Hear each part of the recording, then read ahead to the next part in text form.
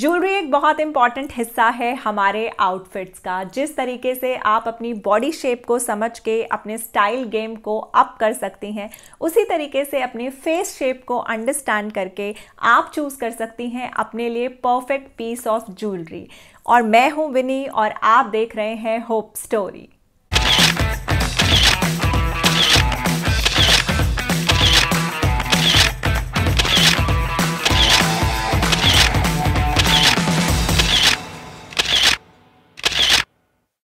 Face shape को समझने के लिए आपको यूज़ करना है अपना स्मार्टफोन। आपके जो बाल हैं वो पीछे अच्छे तरीके से टक्ड इन होने चाहिए।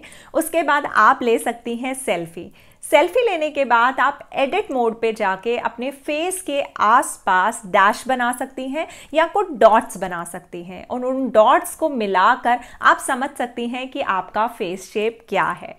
अगर एक बार में आपको समझ में ना आ सके कि आपका फेस शेप क्या है, तो आप 2-3 बार ऐसा करके अपने फेस शेप को समझ सकती हैं। 2 और भी बहुत इंपॉर्टेंट फैक्टर हैं जो डिसाइड करते हैं आपके फेस शेप को, जिसमें पहला है वेट गेन या वेट लॉस। अगर आप वेट गेन करती हैं तब भी आपका फेस शेप चेंज होता है और वेट लॉस करने से भी आपका फेस शेप चेंज होता है।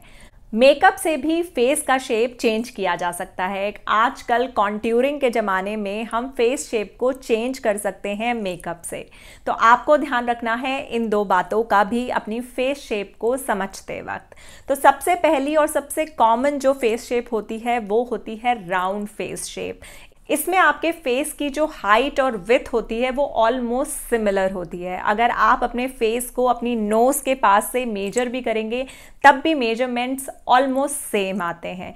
जिनका भी राउंड फेस शेप हो उनको अवॉइड करनी चाहिए राउंडेड ज्वेलरी। आपको प्रेफर करने चाहिए लॉन्ग नेकलेसेस या लॉन्ग चेन, ऐसी सारी ज्वेलरी जो कि आपकी कॉलर बोन के पास ख़त्म ना हो, वो आपको सूट करेगी। लॉन्ग चांद बालीज, ऐसे इयररिंग्स जो काफ़ी लंबे हों, जो शैंडले इयररिंग्स मार्केट में आते हैं, वो आपके ऊपर काफ़ी सूट करेंगे। राउंडेड किस्म के नेकलेसेस और इयररिंग्स को आपको अवॉइड करना चाहिए। आप स्ट्रक्चरल ज्वेलरी का यूज़ कर सकती हैं जिसमें ट्रायंगल या स्क्वायर शेप होता है। आपको चोकर्स को और ऐसे नेकलेसेस को भी अवॉइड करना चाहिए जो कॉलर बोन के पास ख़त्म होते हैं। जिनका भी राउंडेड फेस शेप हो उनको राउंडेड मांग टीकास को भी अवॉइड करना चाहिए। नेक्स्ट फेस शेप होता है हमारा ओवल फेस शेप। इसमें जो हमारे चेहरे की लंबाई है वो हमारे चेहरे की चौड़ाई से ज़्यादा होती है। ओवल शेप वालों की जो चिन होती है वो मोस्टली राउंडेड होती है और ऐसे फेस शेप को रखने वालों के ऊपर ज्वेलरी के सारे शेप जो हैं वो अच्छे लगते हैं। मैक्सिमम ज्वेलरी उनके ऊपर सूट करती है। उनको जो अवॉइड करना चाहिए या जिस चीज़ का ध्यान रखना चाहिए वो होता है उनका नेक। लेकिन अगर आपकी नेक की जो लेंथ है वो छोटी है तो आपको अवॉइड करनी चाहिए चोकस। बाकी ऑलमोस्ट सारी ही ज्वेलरी सूट करती है ओवल फेस शेप रखने वालों पर। नेक्स्ट फेस शेप है हमारा हार्ट फेस शेप। इसको हम इन्वर्टेड ट्रायंगल भी बोलते हैं। ऐसे फेस शेप वालों का जो फॉरहेड होता है वो उनके फेस का वाइडेस्ट एरिया होता है और जनरली उनकी जो चिन होती है वो काफ़ी पॉइंटेड होती है। इसीलिए जितनी भी ऐसी ज्वेलरी है जो आपके कॉलर बोन्स के पास ख़त्म होती है वो आपके ऊपर बहुत सूट करती है।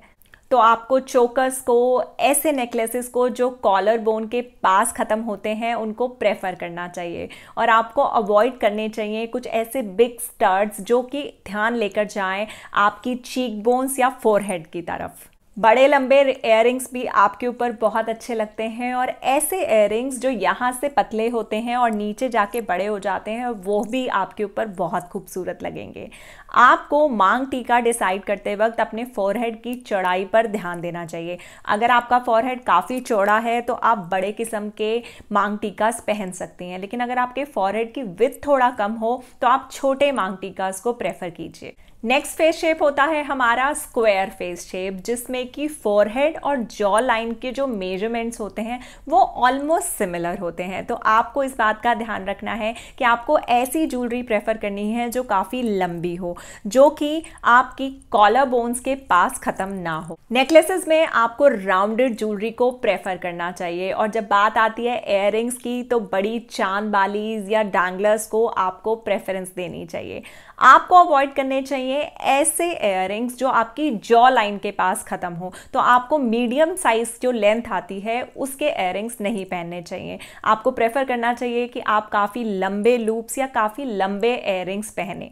आपको स्ट्रक्चर रखने वाली ज्वेलरी को भी अवॉइड करना चाहिए जिसमें ट्रायंगल या स्क्वायर स्ट्रक्चर हो। आपको चोकर्स को भी अवॉइड करना चाहिए और ऐसे नेकलेसेस को भी अवॉइड करना चाहिए जो कॉलर बोन के पास खत्म होते हैं। उससे सारा अटेंशन आपकी जॉ लाइन की तरफ जाएगा। स्क्वायर शेप रखने वालों का माथा जनरली काफ़ी चौड़ा और बड़ा होता है, तो वो किसी भी शेप के मांग टीका को यूज़ कर सकते हैं। नेक्स्ट फेस शेप है हमारी diamond face shape. Diamond face shape वालों को लोग ओवल शेप के साथ भी कंफ्यूज कर देते हैं, लेकिन डायमंड फेस शेप वालों की जो जॉ लाइन होती है वो थोड़ी सी ब्रॉड होती है, और जो उनकी चीक बोन्स होती हैं वो उनके फेस का वाइडेस्ट एरिया होता है।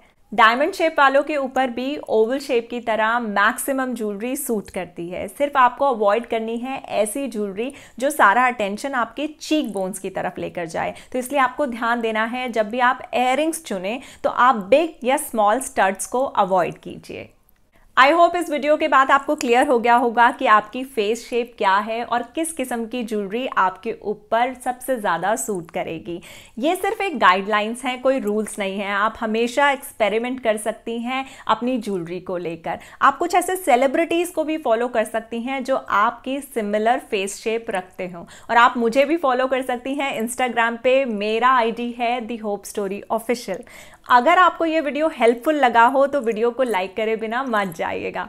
चैनल को ज़रूर सब्सक्राइब कर लीजिएगा, और अगर ज्वेलरी से रिलेटेड आपके कोई भी क्वेश्चंस हों तो आप कमेंट बॉक्स में क्वेश्चंस को पूछ सकती हैं, और मैं जल्दी ही मिलूंगी आपसे नेक्स्ट वीडियो में। Till then keep going and keep growing.